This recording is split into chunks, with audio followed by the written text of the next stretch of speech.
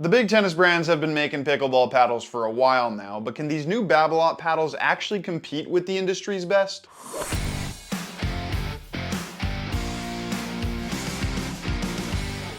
Hey everybody, it's Luca from Rackets Runners. Last year, Head released their raw carbon radical paddles, which marked a huge improvement in paddles from the big tennis brands, but they still weren't quite up to standard. It is a little harder for these brands to keep up with such a rapidly changing industry. They have their systems already in place with other court sports, so switching it up to such fast-moving R&D changes isn't so easy. Still, it is hard not to say we want a little bit more from them since they clearly have the budget to compete, and Babolat has gone for a massive overhaul in their top-end paddles for 2024. Now, of course, before we go on, let me remind you that any of the paddles we talk about on this channel you can check out on our website racketsandrunners.ca. Also, please remember to like the video, subscribe to the channel, and let me know in the comment section what you want me to cover next. So Babolat has three new paddles, the Wizard, the Baller Plus, and the Striker Plus, and all three of them share the same edgeless unibody thermoform design, which is a really good start. Texture-wise, as you can see, it's not raw carbon. Instead, they have a sprayed-on grit, which I will admit didn't fill me with immense joy when I first got my hands on these paddles, but I kept an open mind because the Lux Control Airs are also sprayed on, and those are top-tier paddles. Two more major technologies to note: SWC Pure Feel, which is supposed to improve feel and increase sweet spot size, and also biaxial 3K carbon weave, which also improves feel and also increases dwell time for power and spin. The differences between these three paddles, as you can tell, is in design, length, and core thickness, and that's where all the playability differences stem from, so let's go over some specs. Starting with the Wizard, this is Babolat's shortest and thickest paddle. It's 15.8 inches long with a 5-inch handle. It weighs 8.5 ounces and has a super thick 20mm core, one of the thickest on the market right now. Then they've got the Baller Plus, which is 16.2 inches long with a 5.5-inch handle. It weighs 8.3 ounces with a thinner 16mm core. Finally, there's the Striker Plus, which is the longest paddle in the line. It's 16.7 inches long, also has a 5.5-inch handle. I think that's what the Plus stands for. It weighs 8.1 ounces and has a paper-thin 13mm core. As you can probably tell from the specs, the Wizard is the control paddle in the line, the Striker is the power and spin paddle, and the Baller lies somewhere in between. There is some very interesting playability with all of these, so I'm going to talk about how they perform in all our favorite characteristics,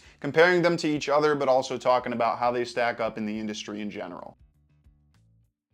I tend to like longer paddles, so I naturally grabbed the Striker first, and as soon as I hit it, it reminded me so much of OG Gearbox paddles. It makes sense, this paddle is edgeless and very thin like the Joey Farias Pro model I used for many years, and there was the same raw, very responsive sensation on contact. Part of the reason I liked OG Gearbox paddles so much was because they responded so well to a tennis style of power and spin game compared to the traditionally designed paddles of that era. They were kind of like thermoform paddles before they became commonplace because they had that edgeless design that was so seamless compared to a Selkirk Amped paddle, for example. Playing with the Striker reminded me how much I like that raw, responsive, and precise feel that this thin, edgeless design provides, but it also reminded me that it has limitations. Inside the sweet spot, the feel is great, but the sweet spot itself is small, and the paddle becomes quite punishing if you're not making perfect contact. It's a double-edged sword, and the sweet spot does get bigger if you add lead to the sides, but still, it just can't compete with industry-leading paddles in terms of sweet spot size. There is a huge improvement in sweet spot performance moving on to the Baller.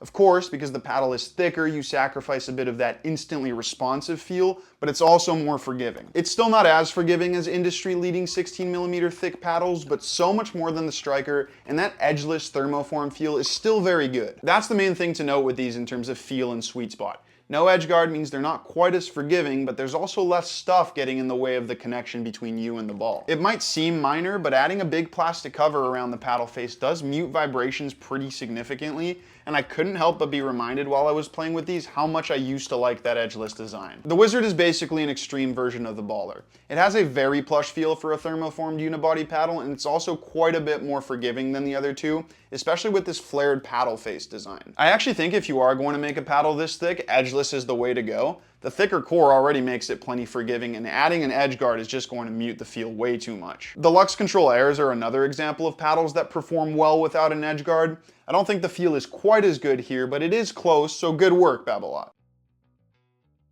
It's always worth talking about maneuverability with these edgeless paddles because it's usually better than non-edgeless paddles with similar specs. At this point, the industry has kind of settled on three shapes: elongated paddles, hybrid paddles, and standard length paddles, and while there is some variance in maneuverability within those shapes, they all do feel pretty similar. Edgeless paddles basically take all those predispositions we have for a swing speed at a specific length and throws them out the window. The striker especially shocked me with just how quick it was through the air. This is a long paddle, and usually long paddles feel quite clunky, but it was actually very quick to react with at the net. It's again thanks to that thin, edgeless design, so if you like the leverage that long paddles like the Proline Energy provide, this is similar to that, but with less of a sacrifice in maneuverability. The baller also surprised me with how quick it is because it is quite heavy for a paddle this short, and yet I found it even quicker than other hybrid paddles like the Double Black Diamond, the Ruby, and the Flash. It is technically shorter, but that difference is inconsequential, if not non-existent when you put them together side by side, and I just felt that I could react a little quicker and flick the paddle with less effort. Funnily enough, the Wizard was the least impressive in terms of maneuverability. It's still probably the quickest of the bunch, but not as quick relative to other paddles with similar lengths. That's obviously in part due to the thicker core, but also because of the outwards flare at the top of the paddle. It's a less aerodynamic design, so it feels a little bit clunkier. It's still quick, don't get me wrong, but again, less impressive compared to the competition.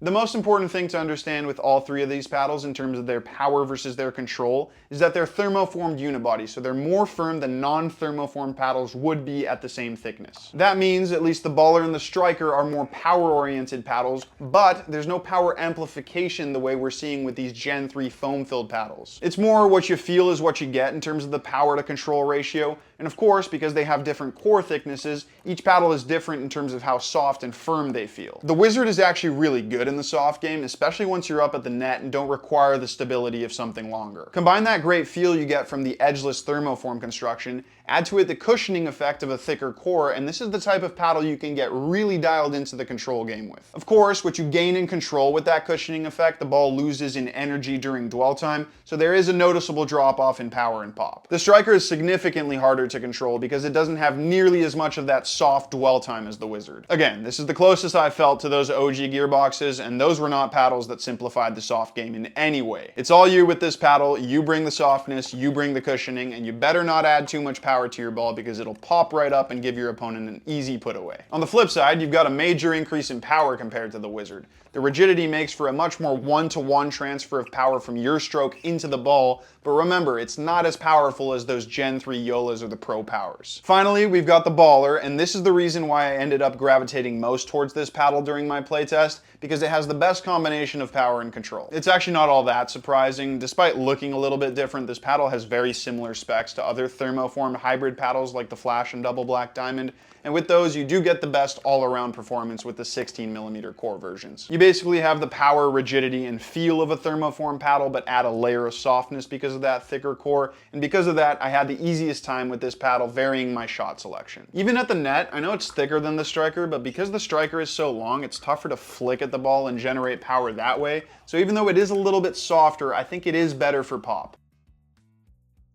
Now let's talk about spin, because I'm going to be honest, it's the one part of these paddles' playability that disappointed me. I wasn't expecting insane power. I knew Babolat wouldn't take that leap to foam-filled paddles quite yet, but I was at least expecting them to be on par with spin compared to other industry-leading paddles, but unfortunately they're not. I want to talk about that biaxial carbon weave, because you actually do feel the ball sink into the paddle face, and it makes you want to grab and shape the ball, but there's something missing with the amount of grip you have as it exits. It's actually a bit of a bummer because it feels like they're almost there. They're just missing that little extra something allowing you to shape the ball, and it makes them feel inconsistent with the amount of spin they can produce. Sometimes you get enough and you feel like you can hit really spinny drives, but other times it almost feels like the ball is slipping off the paddle face, which makes it shoot out super randomly. This feeling of randomness also gets more and more obvious the thicker you go in paddle between the three. The striker has less dwell time, so you don't get that feeling of being able to shape it as much, but at least the shorter dwell time makes the ball shoot out consistently. The baller was a little bit inconsistent to the point where I stopped going for unique spin shots like spinny drops or roll volleys,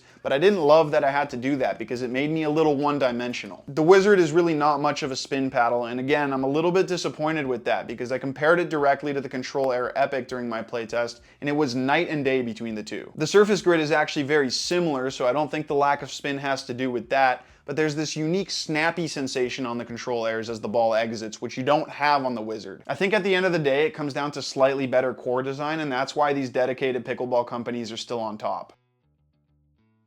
Now these paddles may lack a bit of spin, but that doesn't mean they're bad in any way, and what I do like about them is that they're all very unique. Because the striker is longer than most paddles, you get more leverage over the ball, but then, like I said, you don't really sacrifice much maneuverability because it is thin and edgeless. For players who can't generate their power as easily and want more, this paddle will help you do that just because it's long, fairly quick, and quite firm. The Wizard is going to be great for those of you wanting a responsive feel from a paddle with good soft control who don't want to break the bank and go for a Lux Control Air. Also, because of the unique flared out shape, you get a little bit more leverage over the ball higher up the paddle, which makes for more power than you would expect from something this short. I wouldn't recommend it to players who want to play with topspin or have a more tennis-like style of drive, but if you do play flat, it's great for touch and feel. The Baller is definitely the most well-rounded of the three and will probably be the most popular, especially because this unique shape and 16.2-inch length is so versatile. It's a great paddle and by far my favorite of the three, and I think if it just had a little bit more spin potential, or even if it was just more consistent in the spin game, it would be up there with some of the best paddles right now. I really like this shape because it's more maneuverable than other hybrid paddles. It has a longer handle for two-handed backhands, and it's ripe for customization if you want to add a bit of stability or make it feel softer. With that said, that is going to be the end of the video. Thank you so much for watching, and remember, if you want to demo any of these paddles, you can come visit us in store, or you can check them out online at racketsandrunners.ca.